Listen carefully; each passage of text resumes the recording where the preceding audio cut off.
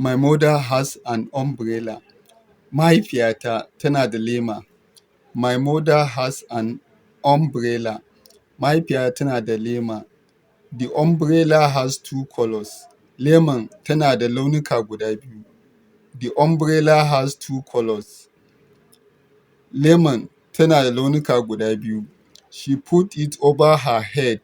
Takan sa leman a saman kanta when it rains, idan an fara ruwa. She put it over her head. Takan sa leman a saman kanta when it rains, idan an fara ruwa. She opens her umbrella. Ta buɗe lemarta. She opens her umbrella. Ta buɗe lemarta. What are the colors of my mother's umbrella?